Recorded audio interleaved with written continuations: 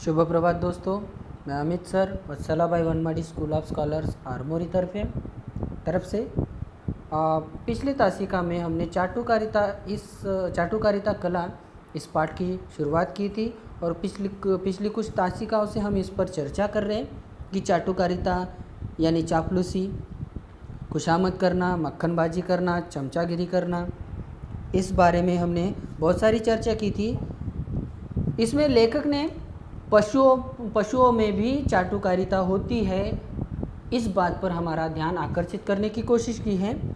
वो कहते हैं कि एक बार ऊँट का विवाह था और कुछ गधे मेहमान बनकर उस विवाह में सम्मिलित होने आए थे और ऊँट को दूल्हे के लिबास में देखकर गधे ने कहा कि भाई तुम तो आज बहुत जच रहे हो, बहुत खूबसूरत लग रहे हो।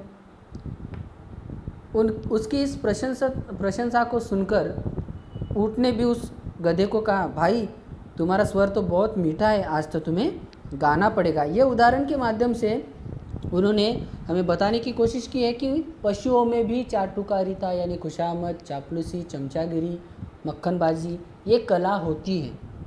लोग बाघ तो देवताओं की खुशामद करने में भी नहीं चूकते।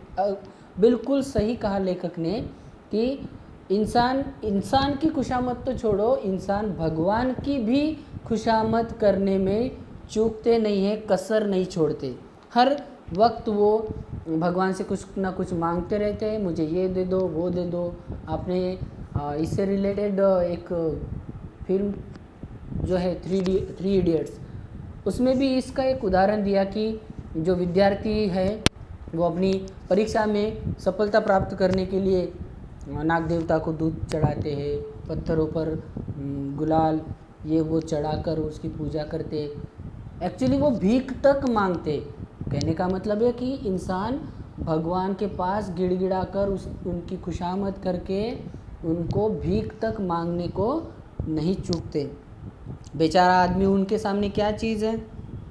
झूठ बोलना इस कला का मुख्य अंग है। खुशामद रूपी कमान में झूठी प्रशंसा रूपी तीर यदि निशाने पर बैठ जाए तो क्या कहना? चाटुकारिता के प्रेमी तो यहाँ तक कहते हैं, क्या कहते हैं लेखक, कि झूठ बोलना इस कला का मुख्य अंग है।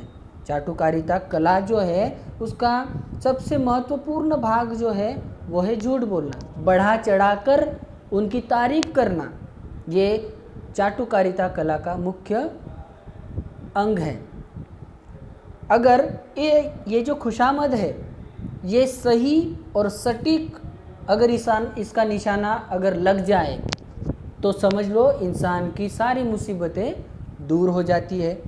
यानी खुशामद रूपी जो कमान है, खुशामद रूपी इस कमान को अगर प्रशंसा रूपी तीर लगाकर वो अगर निशाने पे सही मायने में बैठ जाए तो आपके सारे काम आसानी से हो जाएंगे। यानी आप जितना बड़ा चढ़ाकर प्रशंसा करोगे, खुशामद करोगे, चापलूसी करोगे, झूठ बोलकर, बढ़ा चढ़ाकर, ये सारी चीज़ें अगले वाले की प्रशंसा के रूप में आपने अगर लगाई और उसमें अगर आपको सफलता मिल गई तो आपकी सारी मुसीबतें दूर हो जाएगी। चाटुकारिता के जो प्रेमी लोग हैं, चाटुकारिता को मानने वाले लोग हैं, वो यहाँ तक कहते हैं कि स्वामी दिन को रात कहे तो हम तारे दिखला देंगे, अगर रात को दिन कहे तो हम सूरज दिखला देंगे। यहाँ पे तार्किक दृष्टि से अगर देखा जाए तो रात को दिन की तरह सूरज हमको दिखाई देता है क्या? नहीं। उसी तरह दिन में तारे दिखाई देते हैं क्या? नहीं। लेकिन अगर आप जिसकी भी खुशामद कर रहे हो वो इंसान अगर कहता है कि वो दिन में आपको तारे दिखा सकता है या रात में सूरज दिखा सकता है और इस उनके वाक्य में अगर आपने हामी भरी, उन पर पुष्टि जोड़ी कि हाँ दिन में भी तारे दिख सकते हैं, रात में सूरज दिख सकता है। अगर आपके जो स्वामी हैं, आप जिनकी खुशामद कर रहे हैं, उन्होंने कहा कि गधे को सींग होते हैं, उन्होंने कहा कि गधे को सींग होते हैं, इस पर अगर आपने हामी भरी, हाँ गधे को सींग होते हैं, तो समझ लो आपका काम पूरी तरह से संपन्न हो गया। चाटुकारिता के लिए अतिशयोक्ति करना अति आवश्यक है। ये बहुत सही कहा लेखक ने कि अतिशयोक्ति, जो चीज़ वास्तव में नहीं है वो है ऐसा दिखलाना, बढ़ा चढ़ाकर कोई भी चीज़ बोलना।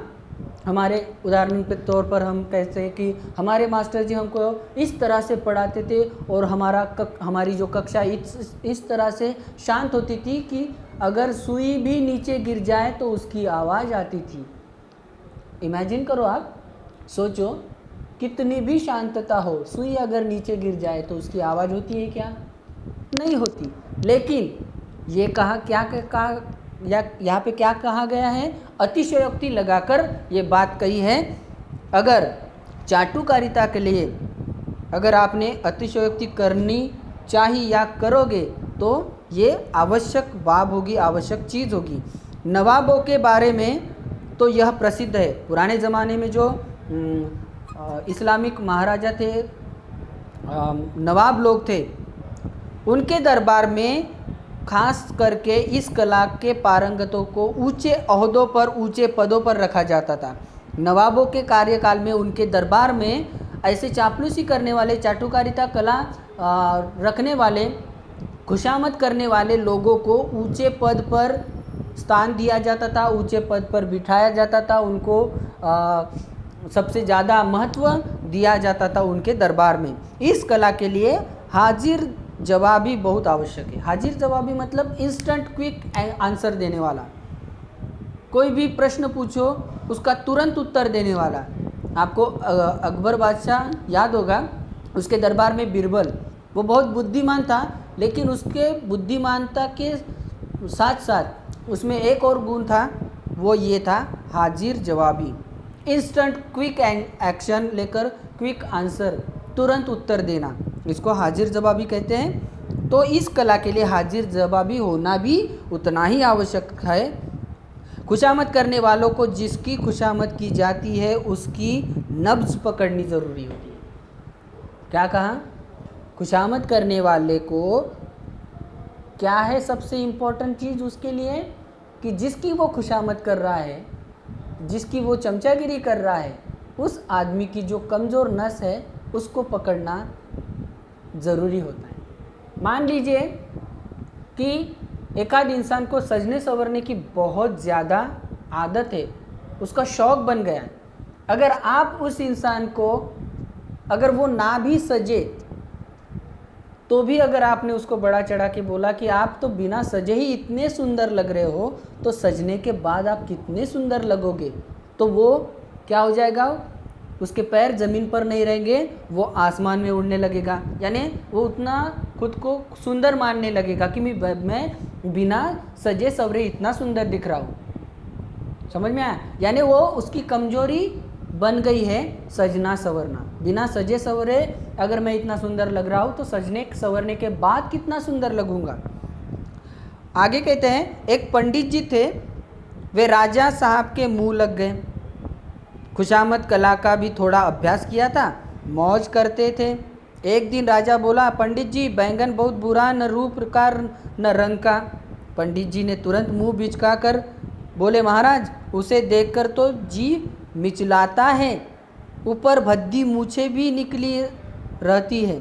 एक राजा के दरबार में एक पंडित जी रहते थे और उनके पास थोड़ी बहुत खुशामद करने की जो कला है वो उन्होंने हासिल कर ली थी। थोड़ा सा खुशामद करने का अभ्यास भी उन्होंने कर लिया और उसके चलते राजा ने उनको एक ऊंचा स्थान दे दिया, क्योंकि वो उसको भी खुशामद करना अच्छा लगता था। तो पंडित जी इस पर वो मौज करते थे, ऐश करते थे। एक दिन राजा ने बोल दिया कि ये जो बैंगन है ना पंडित जी, वो बहुत बुरा है, ना उसका रूप अच्छा है, ना उसका रंग अच्छा है। उस पर पंडित जी ने तुरंत उत्तर क्या दिया? हाँ महाराज, आपने एकदम सही कहा। इस बैंगन को देखकर जी कैसा करता है? मिचलाता है, मतलब उल्टी आने जैसी लगती है उसे देखकर। ऊपर से उसको भद्दी सी मूछें होती है, बैंगन के ऊपर जो रहता है उसका देठ जिसको बोलते हैं, उसको मूछें भी होती है। तो इस तरह से पंडित जी ने राजा के इस प्रश्न पर तुरंत उत्तर देकर अपनी हाजिर जवाबी और खुशामद करने की कला को साबित किया। इसके आगे का पोर्शन हम अगली तासिका में देखेंगे। धन्यवाद।